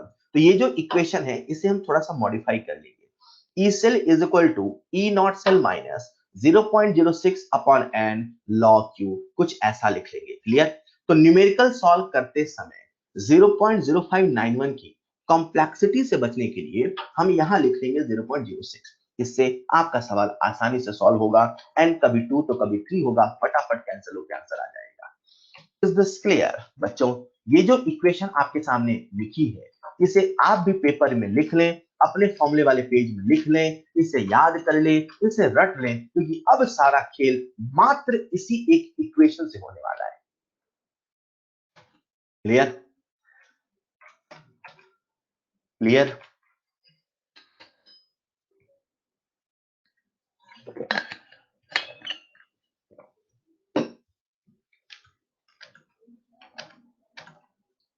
ऑलराइट, तो अपने सामने आ चुकी है next equation, that is E cell is equal to E not cell minus 0.0591 upon N log q। ठीक है, तो अब हम पढ़ने जा रहे हैं एप्लीकेशन ऑफ नेक्स्ट इक्वेशन। जैसा कि मैंने शुरू में कह दिया था, ये सुनामी के पहले की शांति है। तो अभी मैं आपको बहुत सारे एप्लीकेशन बताऊंगा। आपको लगेगा हाँ बन जाएगा सर, हाँ हो जाएगा सर, हाँ ठीक है sir, but listen carefully. 15 minute तक आप ध्यान से सुने, और यहाँ जितने एप्लीकेशन आने वाले हैं, क्योंकि अभी आप लिख नहीं रहे एक्चुअली, है ना, साथ में लिखो तो लगता हाँ न्यूमेरिकल, अभी आप सुनोगे। तो जब आप 15 मिनट तक सुनोगे तो आप किसी भी पॉइंट को आप एज अ थ्योरी लेके नहीं, एज अ न्यूमेरिकल लेके चलना। जैसे सबसे पहले लिखा है कैलकुलेशन ऑफ ई सेल, तो आप ऐसे इमेजिन करोगे अगर कोई सवाल आ गया और मुझे ई सेल निकालना है तो कैसे निकालें, ऐसे। क्लियर? ये आपको इस एटीट्यूड से सुनना है और पढ़ना है। ठीक है, तो सबसे पहले हम देखते हैं जो नस्ट इक्वेशन है इससे हम क्या क्या जादू कर सकते हैं, और जादू में सबसे पहला जादू है ई सेल। आप नस्ट इक्वेशन की मदद से ई सेल निकाल सकते हो, 0.44 को 44 या 440 बना सकते हो। ई नॉट सेल 0.44 था, वो 0.44 तब था जब कंडीशन स्टैंडर्ड थी। कंडीशन को बदल दो ना यार, कंसंट्रेशन को बदल दो ना यार, टेम्परेचर को बदल दो तो ई सेल बदल जाएगा। कैसे निकालें? किसी भी सवाल में जब आपको ई सेल निकालना होगा, सबसे पहले कैलकुलेट करना ई नॉट सेल। ठीक, ई नॉट सेल के बाद सवाल में आपको सेल रिप्रेजेंटेशन दिया होगा। सेल रिप्रेजेंटेशन आपको लिखना है सेल रिएक्शन। जैसे आप लिखोगे सेल रिएक्शन, जो कि मैंने पहले बता दिया, सेल रिएक्शन से आपको लिखना होगा क्यू और एन। क्योंकि अगर आपको याद हो, जब हम लिखते हैं नस्ट इक्वेशन, तो नस्ट इक्वेशन में किसकी आवश्यकता पड़ेगी? E cell is equal to E not cell minus 0.06 upon N log q, right. हमें एन की आवश्यकता पड़ेगी, क्यू की आवश्यकता पड़ेगी। तो वही मैंने कहा, जब आप सवाल सॉल्व करोगे, जो बहुत सारे सवाल है, आपको लगेगा यार कौन बार बार रिएक्शन लिखे, सीधे हम देख के क्यों बताएं, ऐसी गलती मत करना। रिएक्शन लिखे बिना क्यू मत लिखना। क्लियर? तो आपको क्यू और एन मिलेगा, उसे नेक्स्ट इक्वेशन में पुट कर देना और आंसर आपको मिल जाएगा। So this is the way we can calculate E cell with the help of next equation, और जितना चाहे उतना वोल्टेज बना सकते हैं। बस सारा खेल होगा कंसंट्रेशन बदलने का, concentration of electrolytic solution. In the same वे हम लोग मात्र ई सेल नहीं, ई हाफ सेल भी कैलकुलेट कर सकते हैं। क्या मतलब? इमेजिन करो ये जिंक सल्फेट है, इसमें हमने जिंक को डुबो दिया। अब जिंक सल्फेट में जिंक की रॉड है, अगर कंडीशन स्टैंडर्ड है तब तो वो हो गया ई नॉट इलेक्ट्रोड पोटेंशियल। पर अगर कंडीशन स्टैंडर्ड नहीं है, अगर कंसंट्रेशन जिंक सल्फेट 1 मोलर नहीं, अरे हमेशा स्टैंडर्ड थोड़ी चलेंगे, तो हम कैसे उस एनोडिक हाफ सेल या कैथोडिक हाफ सेल का इलेक्ट्रोड पोटेंशियल निकालें? तो बच्चों, शुरू करने के पहले आपको बता दूं एक कन्वेंशन। कन्वेंशन ये है आईयूपीएसी का, अगर किसी इलेक्ट्रोड के नाम के साथ कुछ नहीं लिखा होगा, मतलब उसने बोल दिया जिंक इलेक्ट्रोड, उसने बोल दिया कॉपर इलेक्ट्रोड, उसने बोल दिया फलाना इलेक्ट्रोड, उसने नहीं बोला ऑक्सीडेशन पुट, ऐसा कोई हिंट नहीं दिया, तो इलेक्ट्रोड इफ नथिंग स्पेसिफाइड। तो आईयूपीएसी कहता है अगर इलेक्ट्रोड के साथ कुछ नहीं लिखा है तो उसे आप एज अ कैथोड मानेंगे। मतलब उसकी जब रिएक्शन लिखना तो रिएक्शन केवल रिडक्शन की ही लिखना, उसका जब आप ई हाफ सेल निकालना तो हमेशा रिडक्शन पोटेंशियल ही निकालना। कहने का तात्पर्य क्या है मैं आपको अभी समझाता हूँ। सबसे पहले बात कर लेते हैं ऑक्सीडेशन हाफ सेल की। मतलब इमेजिन करो एक हाफ सेल है जिसपे ऑक्सीडेशन हो रहा है, एनोडिक हो रहा, तो रिएक्शन किसकी लोकेगी? ऑक्सीडेशन की। तो M से बना Mn plus plus N electron. बच्चों ये आपके सामने क्या सेल रिएक्शन है? ना, सेल रिएक्शन तो कंप्लीट रिडॉक्स होती है। This is only oxidation. ये सेल रिएक्शन नहीं है, ये हाफ सेल रिएक्शन है। और हाफ सेल में भी कौन सी half cell? Oxidation half cell, right. इसका हम लिख लेते हैं Q का एक्सप्रेशन। तो Q का एक्सप्रेशन कैसा होगा? Concentration of Mn plus, pure solid pure liquid नहीं लिखेंगे, या उसे हम 1 लिखते हैं और 1 को हम नहीं लिखते। अब आते हैं नस्ट इक्वेशन में। तो नस्ट इक्वेशन का फॉर्मूला जो आपको याद है, क्या याद है? E cell is equal to E naught cell minus 0.0591 upon N log Q। याद है कि नहीं याद है? अब वो सेल था तो सेल की बात चल रही थी, आज सेल नहीं हाफ सेल है, तो कोई बात नहीं, हाफ सेल है तो आपका फॉर्मूला भी कन्वर्ट हो जाएगा हाफ सेल में। और हाफ सेल में कौन सा हाफ सेल है? ऑक्सीडेशन। तो आप यहां लिख दोगे E ऑक्सीडेशन, E ऑक्सीडेशन बराबर E not oxidation minus 0.0591 upon N log Q। मतलब इसे मैं ऐसे भी लिख सकता हूं, E ox is equal to E naught ox minus 0.06 upon N log Q। और Q हमने कैसे लिखा? रिएक्शन से, क्योंकि सवाल में बोला था ऑक्सीडेशन, तो अपन ने रिएक्शन से लिखा, सारी वैल्यू को पुट करना और सॉल्व कर देना। सॉल्व करने में तो हम माहिर हैं। इमेजिन करो वो रिडक्शन होता, तो रिएक्शन किसकी लिखेंगे? रिडक्शन की। तो Mn प्लस प्लस इलेक्ट्रॉन्स क्या बना? M। इसका Q हम कैसे लिखेंगे? इसका Q का एक्सप्रेशन होगा 1 upon concentration of Mn plus, right. अब चलते हैं नस्ट इक्वेशन में। नस्ट इक्वेशन जो हमें याद है, वहां था सेल सेल, पर अभी हम किसका लिख रहे हैं? हाफ सेल का। उसमें भी कौन सा हाफ सेल? रिडक्शन। तो कुछ नहीं, E रेड बराबर E not red minus 0.0591 upon N log Q। इसे अगर हम सिंप्लीफाई करें तो क्या बन जाएगा बच्चों? E reduction potential is equal to E not reduction potential minus 0.06 upon N log Q। और Q कितना है? 1 upon concentration of N plus. Value put करना है और सॉल्व करना है। सॉल्व करने में तो हम माहिर है ही सही। लेकिन अगर सवाल में उसने नहीं बोला ऑक्सीडेशन, नहीं बोला रिडक्शन, कोई जिक्र नहीं किया, तो आप उसे एज अ कैथोड मानोगे। मतलब जो रिएक्शन लिखोगे क्यू के लिए वो रिडक्शन ही लिखोगे। मैं आपसे बार बार कह रहा हूं, जो रिएक्शन लिखोगे वो रिडक्शन ही लिखोगे। और फिर यहां से क्यू और फिर नस्ट इक्वेशन पुट करोगे। इज दिस क्लियर बच्चों? दिक्कत यहां तक? ऑलराइट। तो इसी प्रकार से हम लोग जो नस्ट इक्वेशन है उससे किसी सेल रिएक्शन की स्पॉन्टेनिटी बता सकते हैं। मैं आप सबसे एक सवाल पूछ रहा हूं, जो यहां लिखा है भूल जाओ। स्पॉन्टेनियस रिएक्शन के लिए आपसे पूछ रहा हूं बच्चों, इस स्पॉन्टेनियस रिएक्शन के लिए डेल्टा जी निगेटिव होना चाहिए कि पॉजिटिव होना चाहिए? डेल्टा जी निगेटिव होना चाहिए कि पॉजिटिव होना चाहिए? क्या बात है। अब आते हैं ई सेल में। बच्चों डेल्टा जी का फॉर्मूला होता है माइनस एन एफ ई। बोलो हाँ या ना? अरे बोलो हाँ या ना? डेल्टा जी का फॉर्मूला होता है माइनस एन एफ ई होता है। तो अगर डेल्टा जी निगेटिव होना है तो बताओ ई सेल ने पॉजिटिव होना है कि निगेटिव होना है? अगर डेल्टा जी ने निगेटिव होना है तो बताओ ई सेल ने पॉजिटिव की निगेटिव? पॉजिटिव। मतलब अपन एक रूल बना लिया, कोई सेल रिएक्शन तब स्पॉन्टेनियस होगी जब डेल्टा जी निगेटिव होगा, ई सेल पॉजिटिव होगा। इसका फील क्या है बच्चों?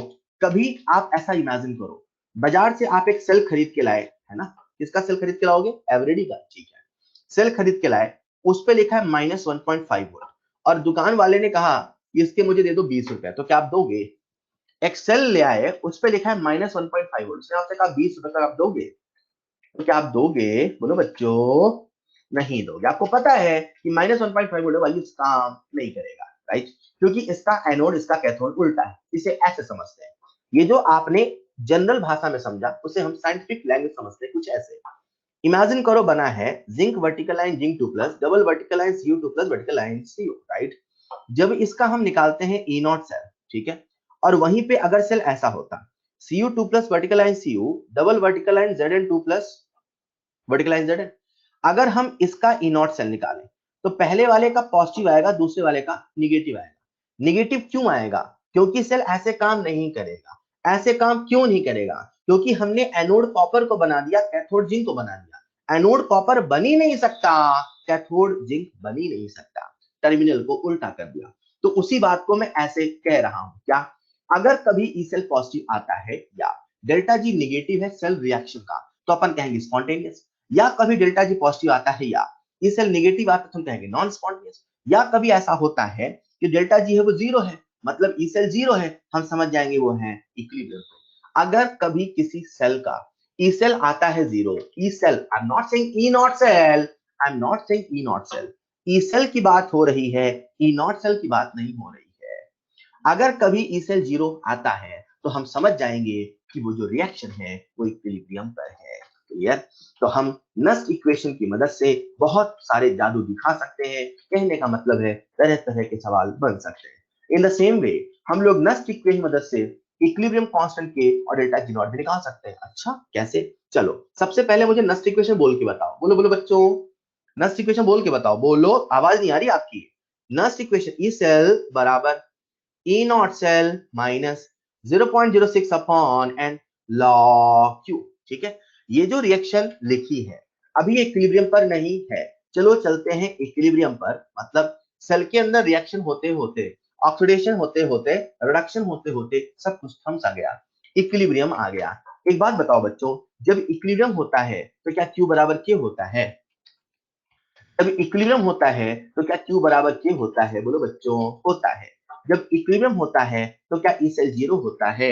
हाँ, मतलब यही नस्ट इक्वेशन जब हम इक्विलिब्रियम पे लगाएंगे तो ई सेल जीरो होगा, Q बराबर K होगा। मेरा कहने का मतलब है उस कंडीशन में हमारा जो इक्वेशन है मॉडिफाई होकर कुछ ऐसा होगा, ई सेल को जीरो कर दो, Q को K कर दो, तो ई नॉट सेल बराबर 0.059 अपॉन एन लॉग K। इसे एज अ न्यूमेरिकल की तस्वीर में देखो कि सवाल में आपको ई नॉट सेल दिया होगा, आपसे के पूछेगा तो निकाल नहीं लोगे। आसान लग रहा है निकालना, बट मुझे लगता है बच्चे यहाँ सबसे ज्यादा गलती करते हैं जो हम सवाल में देखेंगे। ठीक है, but this is the way you can calculate equilibrium constant K. E cell को जीरो करना है, क्यू को के बराबर करना है। ठीक है क्या? अच्छा, मैंने कहा उससे हम के भी निकाल सकते हैं, डेल्टा जी नॉट भी। अब डेल्टा जी नॉट कैसे निकालें सर? सो सिंपल, तो इसे ऐसे समझो ना यार, ये लिखा है 0.0591। ठीक है, आते हैं जनरल फॉर्मूले में। तो जनरल फॉर्मूला क्या था? 2.303 आरटी अपॉन एनएफ। एनएफ को इधर भेजो, क्यों? मुझे डेल्टा जी चाहिए, नॉट है तो डेल्टा जी नॉट चाहिए, और डेल्टा जी नॉट का फॉर्मूला क्या होता है? Minus NF E not. Delta G not minus NF not, तो एनएफ इधर भेज दिया तो क्या बन गया? NF E not, minus sign से मल्टीप्लाई कर दिया तो माइनस एनएफ ई नॉट। तो अपने सामने रिलेशन आ चुका है, minus NF E not that is delta G not equal to minus 2.303 RT log K. मतलब सवाल में आपसे लॉग के पूछे ऐसे, ई नॉट सेल दिया होगा और आपसे पूछे लॉग के तो ऐसे, के दिया होगा पूछे डेल्टा जी नॉट तो ऐसे। Delta G not is equal to minus 2.303 RT log K. ये न्यूमेरिकल्स के लिए बात चल रही है, यहाँ जितने पॉइंट आ रहे हैं they are not theory, they are a type of numerical. इन्हें आप न्यूमेरिकल का एक टाइप मान के पढ़े। अच्छा ऐसे आप ऐसे करेंगे, ऐसे आप ऐसे करेंगे, ताकि जब मैं सवाल दूं आप सब लाइन से करेंगे। क्लियर? क्लियर? यहीं पे कंसेप्ट आता है बच्चों, बड़ा प्यारा कंसेप्ट है, यहाँ पे एनिमेशन है नहीं तो तुरंत आ रहा है, तो ऐसा समझाता हूं मैं। ऐसी कौन सी कंडीशन है जब स्पॉन्टेनियस होगा? सर स्पॉन्टेनियस तब होगा जब डेल्टा जी नॉट नेगेटिव होगा, ई सेल पॉजिटिव होगा, ई नॉट सेल पॉजिटिव होगा। इसे आपने समझ लिया। यहीं पे अगली कंडीशन अब आ चुकी है इक्विलिब्रियम कांस्टेंट। ठीक, ये आपके सामने पहला वाला एक्सप्रेशन देखो, पहला वाला, ई नॉट सेल पॉजिटिव होने के लिए लॉग के को होना पड़ेगा पॉजिटिव। ई नॉट सेल को पॉजिटिव होने के लिए लॉग के को होना पड़ेगा पॉजिटिव, और लॉग के पॉजिटिव तभी होगा जब के 1 से बड़ा होगा। अगर के 1 से हो गया छोटा तो लॉग के हो जाएगा नेगेटिव, ई नॉट सेल हो जाएगा नेगेटिव। तो अपने को स्पॉन्टेनिटी की कंडीशन चाहिए, तो अपने को ई नॉट सेल पॉजिटिव चाहिए, मतलब लॉग के पॉजिटिव चाहिए, मतलब के 1 से बड़ा चाहिए। तो सवाल आता है कि स्पॉन्टेनिटी कंडीशन क्या है? तो 4 ऑप्शन है। तो E not cell positive is also condition, delta G naught negative is also condition, K greater than 1 is also condition. Clear? In the same way for non spontaneous, अब non spontaneous के लिए delta G not कैसा होना चाहिए? Positive. तो E not cell कैसा चाहिए? Negative. आपने कैसा चाहिए? नेगेटिव। लॉग के कैसा चाहिए? नेगेटिव। के कैसा चाहिए? Less than 1।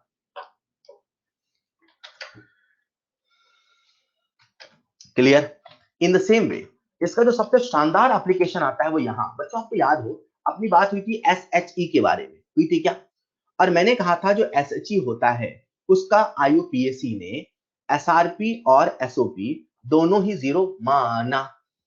जो एसएचई होता है उसका एसआरपी और एसओपी दोनों ही जीरो माना, assume to be zero, right? तो इसका एसओपी और एसआरपी हमने जीरो माना, मतलब अगर हम कंडीशन को बदल दें, मतलब सॉल्यूशन में अगर हम H+ की कंसंट्रेशन को बदल दें तो SRP बदल जाएगा, SOP बदल जाएगा। तो क्वेश्चन इज कैसे बदल जाएगा? तो इसे अपन ऐसे समझते हैं। इमेजिन करो हमारे सामने एक हाइड्रोजन इलेक्ट्रोड है। बच्चों मैं आपसे पूछ रहा हूं, मैंने हाइड्रोजन इलेक्ट्रोड बोला और कुछ नहीं बोला, तो उसे हम क्या माने? एज अ कैथोड माने, एज अ एनोड माने? इमेजिन करो हमारे सामने हाइड्रोजन इलेक्ट्रोड है, मैंने कुछ नहीं बोला, बस इतना कहा हाइड्रोजन इलेक्ट्रोड, उसे हम क्या माने? कैथोड, कैनोड, कैथोड। बहुत बढ़िया। तो रिएक्शन कौन से लिखे? रिडक्शन की। तो अपन ने रिडक्शन की रिएक्शन लिख ली, 2H++2 इलेक्ट्रॉन्स बना H2, राइट? अब ये जो रिएक्शन है, आपसे पूछ रहा हूं, ये हाफ रिएक्शन है कि पूरी सेल रिएक्शन है? हाफ रिएक्शन है, केवल रिडक्शन है इसलिए हाफ। रिडक्शन भी होता, ऑक्सीडेशन भी होता तो सेल रिएक्शन होता, राइट? एक सेकंड यार।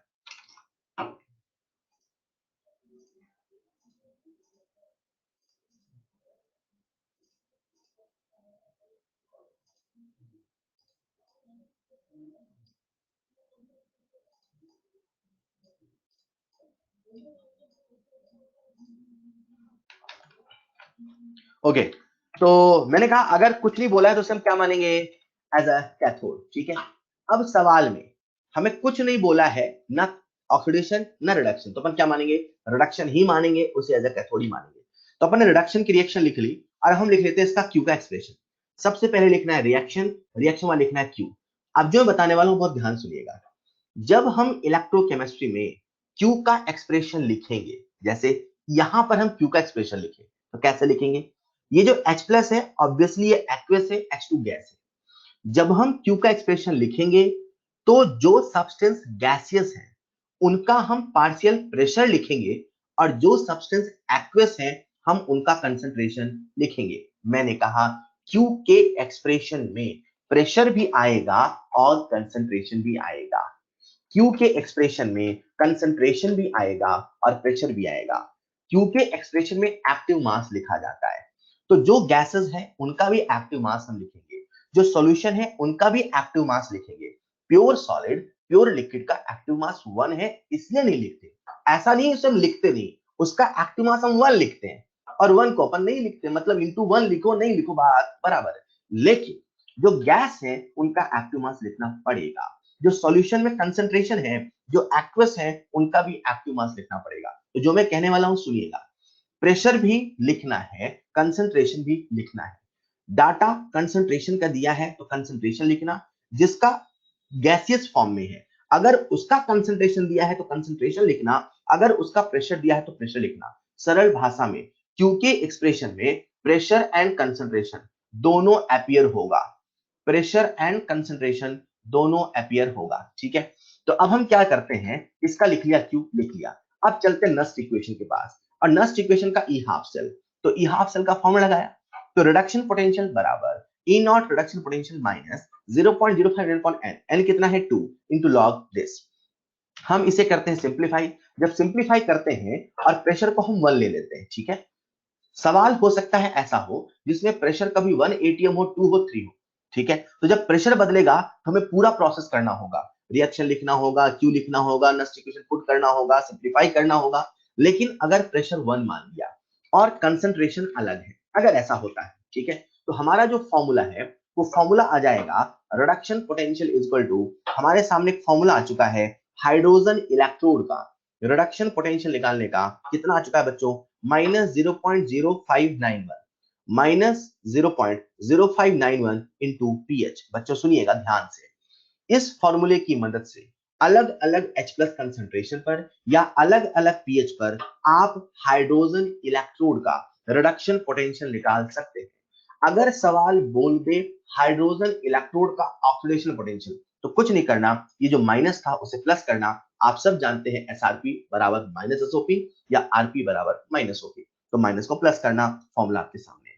मतलब इतने तरह के सवाल बनने वाले हैं जो हम आगे चल के करने वाले हैं। तो आओ कुछ एक सवाल देखते हैं, देखिए क्या बच्चों, देखिए क्या।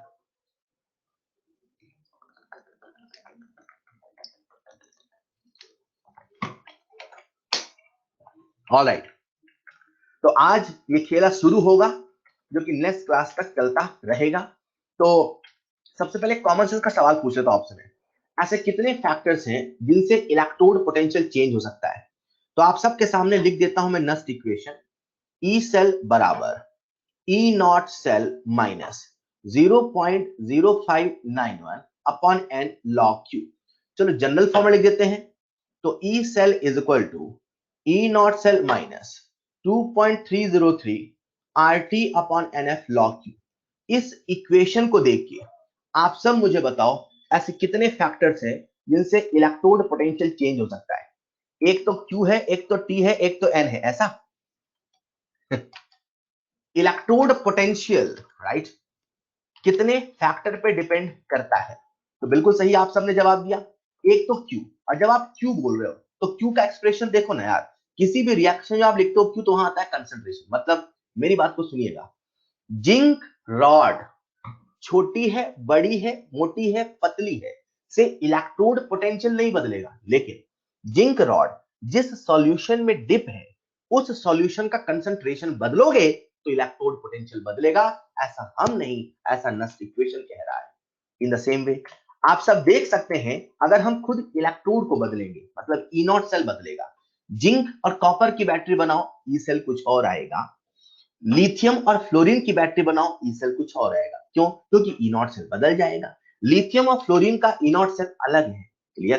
तो कंसंट्रेशन के बदलने से, खुद इलेक्ट्रोड के बदलने से और टेम्परेचर और प्रेशर के बदलने से, जैसा मैंने आपसे कहा क्यू के एक्सप्रेशन में कंसंट्रेशन भी आएगा और प्रेशर भी आएगा। तो इन सब कंडीशन को जब हम बदलेंगे तो उनसे इलेक्ट्रोड पोटेंशियल बदल जाएगा। तो सवाल आपसे ऐसा पूछ सकता है, इमेजिन करो, if concentration of solution becomes 100 times then what will be the new electrode potential. आपको ये नहीं सोचना है इलेक्ट्रोड पोटेंशियल नहीं बदलेगा, सॉल्यूशन के कंसंट्रेशन के बदलने से इलेक्ट्रोड पोटेंशियल बदलेगा। क्लियर? इलेक्ट्रोड के बदलने से मतलब ई नॉट सेल के बदलने से बदलेगा। इन the same way pressure temperature के बदलने से भी बदलेगा। ये कुछ कॉमन सेंस की बातें हैं जिन्हें हमने नस्ट इक्वेशन से सिंपली रिलेट कर लिया।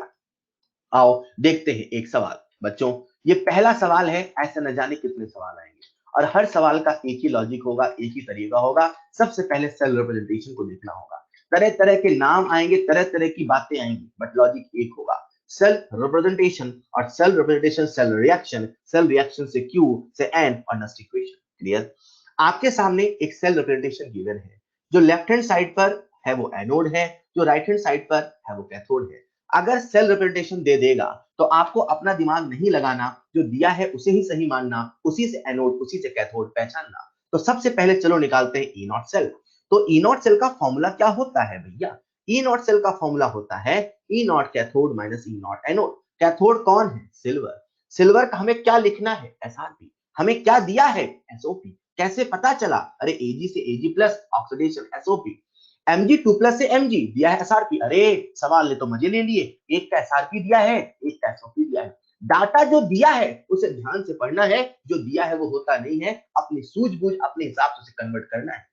Mg का हमें एसआरपी दिया है, बहुत अच्छी बात है, पर सिल्वर का एसआरपी नहीं, हमें एसओपी दिया है, तो इसे एसआरपी में कन्वर्ट करते हैं। इसका जो एसआरपी है कितना आएगा? प्लस 0.80 वोल्ट आएगा। बच्चों समझ पाए? तो E not cell, E naught cathode. Cathode कौन है? सिल्वर। उसका क्या लिखना है? एसआरपी। क्या दिया है? एसओपी। हमने कन्वर्ट कर लिया एसआरपी में, रख दे रख दो 0.80 माइनस। एनोड कौन है? मैग्नीशियम। क्या दिया है? एसआरपी। क्या लिखना है? एसआरपी। अरे समझ पा रहे हैं क्या? तो आपने क्या किया, यहां पे Mg का भी लिखा एसआरपी, तो माइनस माइनस प्लस 2.37। जब आप इसे करते हैं ऐड तो आपके सामने आता है यहां से ई नॉट सेल। कितना आया बच्चों, कोई बता पाएगा? 3.17 राइट। तो आपके सामने आ गया 3.17 volt is the E not cell. हमने अभी ई नॉट सेल निकाला, ठीक। लेकिन आप ध्यान से देखो, जो सॉल्यूशन है उसकी कंसंट्रेशन 1 मोलर नहीं है, उसकी कंसंट्रेशन अलग है। और जब कंसंट्रेशन अलग है तो वो ई नॉट सेल नहीं ई सेल है। तो जाने अनजाने में सवाल आपसे ई नॉट सेल नहीं ई सेल पूछ रहा है। हम ये कंसंट्रेशन देख के समझ पाए कि कंडीशन स्टैंडर्ड नहीं है। ई नॉट सेल तो अपन ने बता दिया, अब हमें बताना है ई सेल। ठीक है, तो ई सेल कैसे बताएं बच्चों? सबसे पहले लिखना होगा हमें सेल रिप्रेजेंटेशन दिया हुआ है, उससे ई नॉट सेल निकाल लिया। अब लिखो उससे सेल रिएक्शन, चलो लिखते हैं सेल रिएक्शन। तो जैसा मैंने आपसे पहले कहा, सवाल करते करते आपको लगेगा सेल रिएक्शन सीधे लिख लेंगे। हाँ आप सीधे लिख लेना, ठीक है, लेकिन अभी आपके सामने जो दे रखा है उससे प्रॉपर तरीके से सेल रिएक्शन लिखना और फिर क्यू का एक्सप्रेशन लिखना। तो लिख रहा हूं मैं एनोडिक हाफ सेल, मतलब मैग्नीशियम से बना magnesium 2++2 electron. Cathodic half cell मतलब क्या बना, Ag प्लस इलेक्ट्रॉन से बना Ag, हम दोनों कर देंगे ऐड करते समय इलेक्ट्रॉन कैंसिल होने चाहिए, वहां 2 है यहाँ 1 है, तो इसे 2 से मल्टीप्लाई कर दें। 2 से मल्टीप्लाई करेंगे तो बच्चों क्या बनेगा, Mg plus 2Ag plus, right, दो इलेक्ट्रॉन अभी कैंसिल हो गए। अरे सुन तो रहे हो ना, Mg2++2Ag। अपन ने सेल रिएक्शन लिख डाली, अब सेल रिएक्शन में क्या लिखना है, Q का एक्सप्रेशन लिख लोगे क्या, तो चलो लिखते हैं Q का एक्सप्रेशन। तो Q will be concentration of magnesium 2 plus upon concentration of Ag plus का होल स्क्वायर। सर स्क्वायर क्यों, अरे 2 है ना, जो यहाँ पे शुरू का कोफिशिएंट होता है पावर बन जाता है। कंसंट्रेशन आपको दिया है, मैग्नीशियम कितना है 10⁻⁻3, सिल्वर कितना है 10⁻⁻1 का स्क्वायर 10⁻2, ऊपर जाएगा 10⁻2 which comes out 10⁻1। ठीक है क्या, तो इस प्रकार से हमने यहां लिख लिया 10⁻1। अपने सामने आ गया Q, अपने सामने आ गया N, अपने सामने आ गया E नॉट सेल। क्या नस्ट इक्वेशन में वैल्यू पुट करके हम E सेल नहीं निकाल सकते, तो आप सभी मुझे E सेल की वैल्यू बताने वाले, आप सभी मुझे E सेल की वैल्यू बताने वाले, जल्दी से, थोड़ा टाइम बचा हुआ है।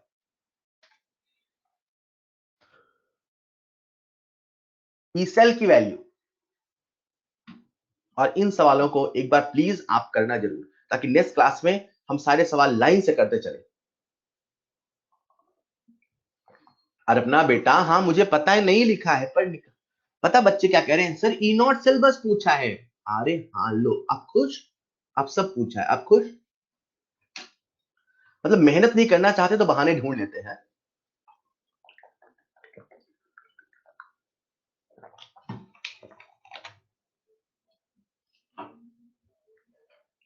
जल्दी से आंसर चाहिए ई सेल का।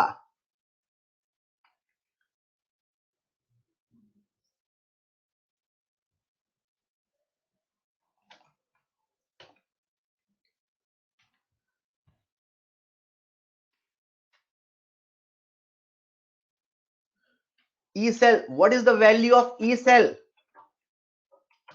बच्चों ई सेल की वैल्यू कितनी, चलो पुट कर लेते हैं जल्दी से।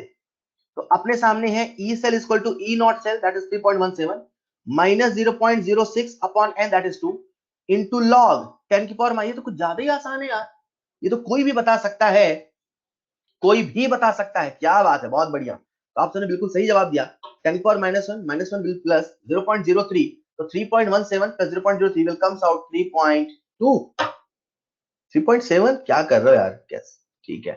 तो आज के लिए इतना ही, बाकी बातें करते हैं नेक्स्ट क्लास में, टाइम हो चुका है, दैट्स ऑल फॉर टुडे। मैं आपको क्लास का हैंड आउट दे रहा हूं, ठीक है।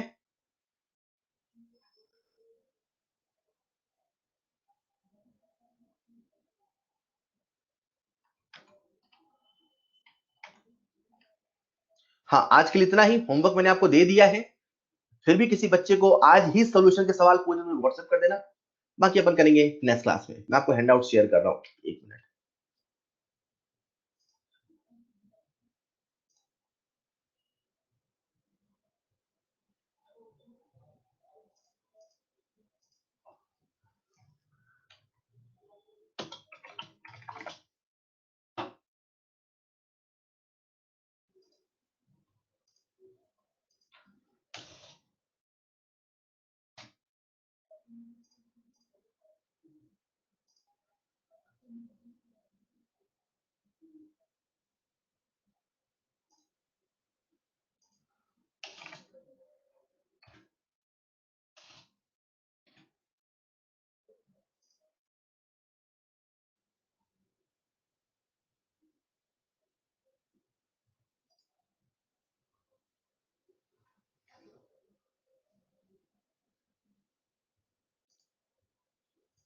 हर्षित मुझे मैसेज कर देना बेटा।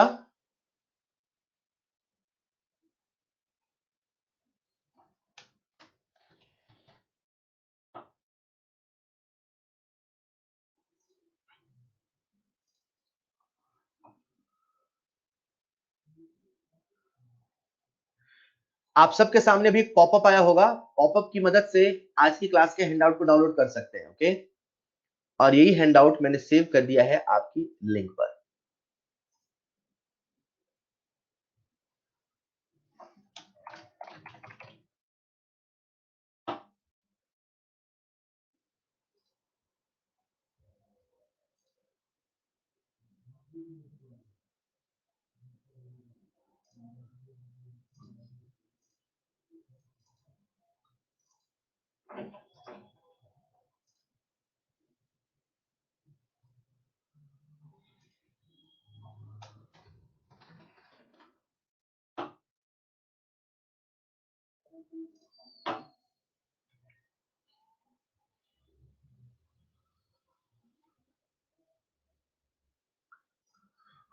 ऑलराइट, ये आपके लिंक पर भी सेव हो चुका है। So that's all for today, मिलते हैं इस क्लास में।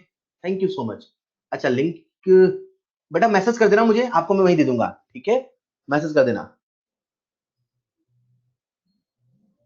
Okay, so thank you so much.